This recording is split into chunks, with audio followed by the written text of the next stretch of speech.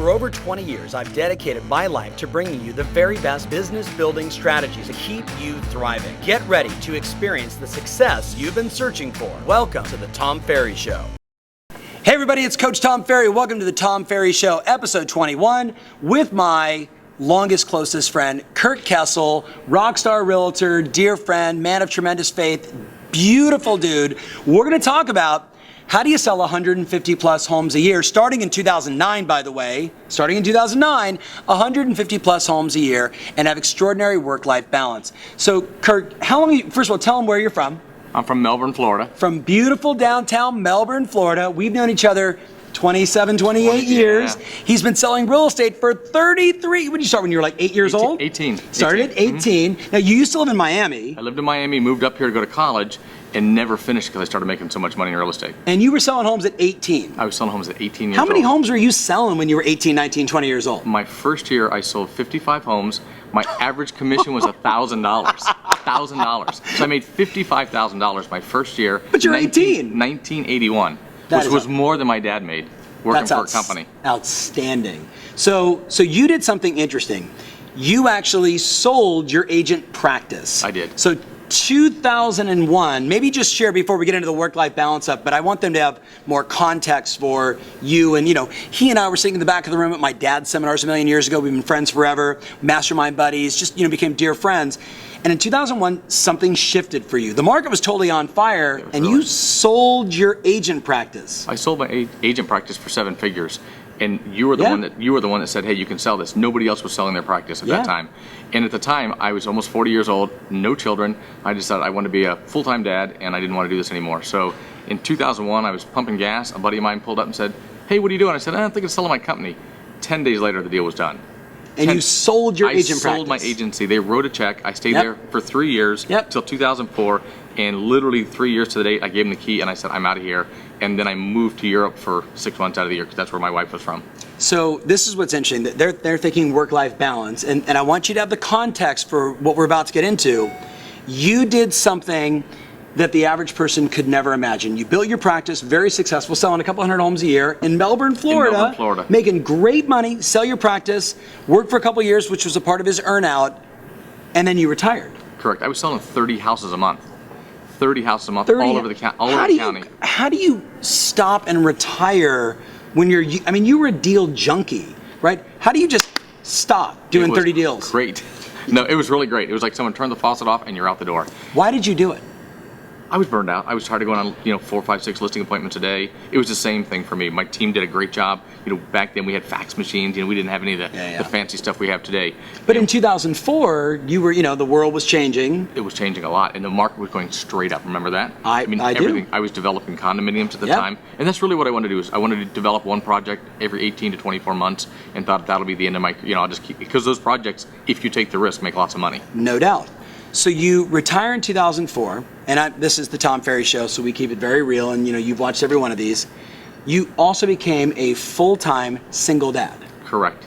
So the reason, first of all, you guys just got to know that I love this guy, like we're super, like my kids and family and his kids, like we're all super tight.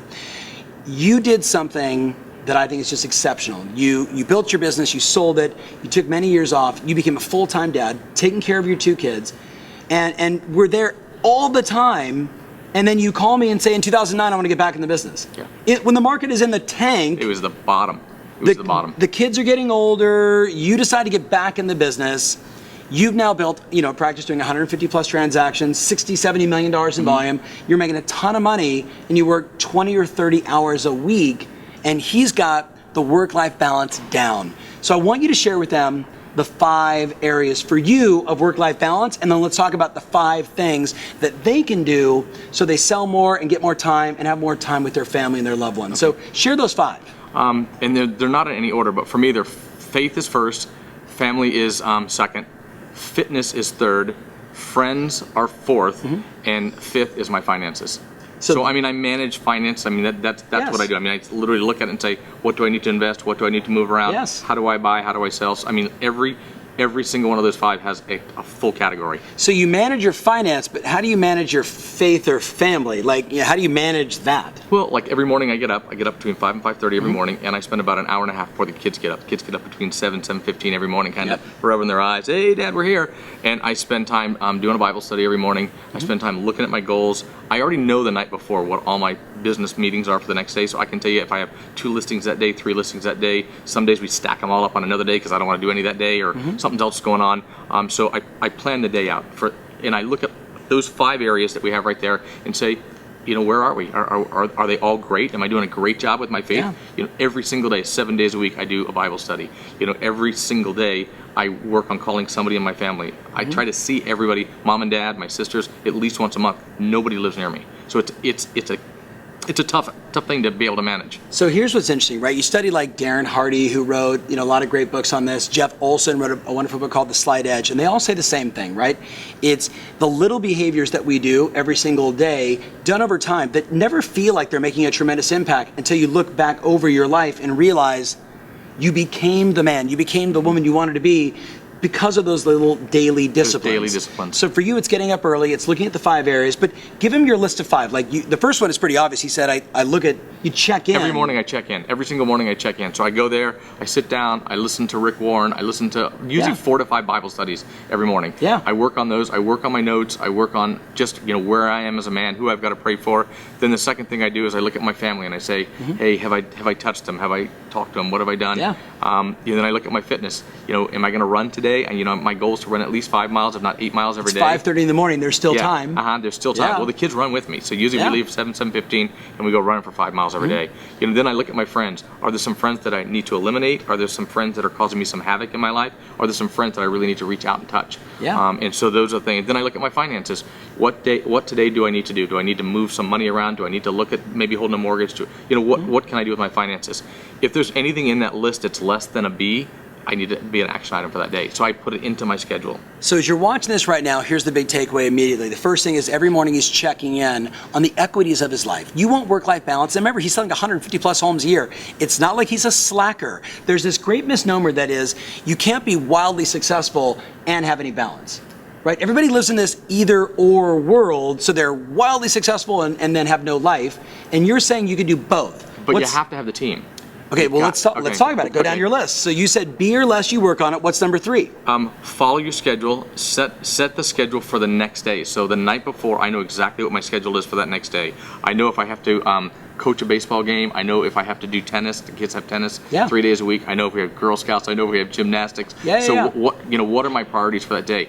I do not miss an event for my children. Not a field trip. Nothing. Yes. Nothing. So literally, my kids are my priority. Yes. They really are. Yes. Work comes second. So behind my kids, it's like they'll say, I take them to show houses. They do all that stuff. Yeah. But the reality is they're the priority. If we have baseball, we're going to baseball.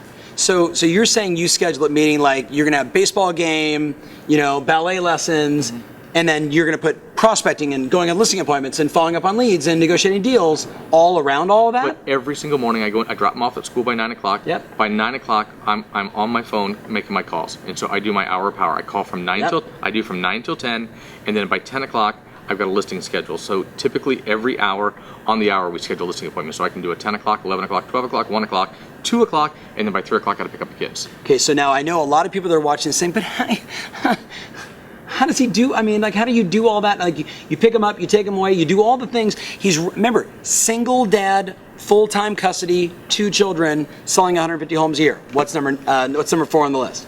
Number 4 is I want to do 2 listing appointments per day minimum. So if I'm not going on them, somebody from my team is going on those listing appointments. All the waterfront stuff I really specialize in, so I definitely want to go on those. The higher end. Yeah, the higher end, but some of the lower stuff lower is relative, but 250 to 450, somebody else on the team will most of the time do. We have a person up in another area kind of north of our town that she does that whole area. So that's what she specializes in, brand new communities. She does a great job, but she's part of the team. Awesome. And then the last thing you said, and it was perfect because you said, you can't do it alone. It's not possible. I want you to tell thousands of people right now all over the world watching this that they can't do it alone. it's not possible to do it alone. You have to have a team, you have to build, and you start out with an assistant and you just keep building and you just keep building from there because you want a quality of life. I mean, that's the reason we work. I mean, if I had $100 million, all I do is manage my money, but I don't have $100 million. So I still got to manage my money. You're always going to have to work on your friendships. You're always going to have to work on your fitness. You're always going to have to work on your family. You got to work on your faith. So as I'm sitting here with my longtime dear buddy, here's what I'm thinking. You might be saying, gosh, Tom, like my mind's kind of racing around the excuses, my stories, the issue, the things we all deal with in life. I mean, I travel, I get on airplanes, right? So, all the time. So I have to work-life balance around flying on airplanes, and I'm able to pull that off for a lot of the same reasons. Checking in with my kids every day, Skype goes a long way if I'm not around. It doesn't make a difference. You don't make the excuse. What you do is you make the mission around the things that matter most to you, and then you put it in your schedule and you follow the schedule. And you know what? Maybe you don't want to sell 150 homes a year. Maybe they want to sell 15 homes a year and just have more time. The bottom line is, if it's not in your schedule, it doesn't exist. You've got to have the schedule. That's the whole thing on this is the schedule. Yeah. It really is. So closing thoughts for everybody on the Tom Ferry Show. What's the one most important thing you want to say to them, just kind of wrapping this whole thing up? I would tell you, figure out what the 4 or 5 things are the most important to you and schedule them in every single day. I think that's the most important thing. And the most important thing to me is family. I mean, you just, family's family. Yeah. Hey, so there's a little Tom Ferry Show for you. A little work-life balance, a little bit different from all this prospecting and geographic farming and online stuff. But at the end of the day, look at who you are is that dash. You know what I mean? Like the day you're born and the day you die, that dash is made up of all those days and all those minutes and all those weeks and all those months and all those years of your life. What do you want that dash to say? Start working on the work-life balance today. Thanks so much for watching. Remember always, your strategy matters, and now more than ever, your passion rules. Thanks for watching. If you love what you're seeing here, then click the button below to join our online community absolutely free. Thanks so much.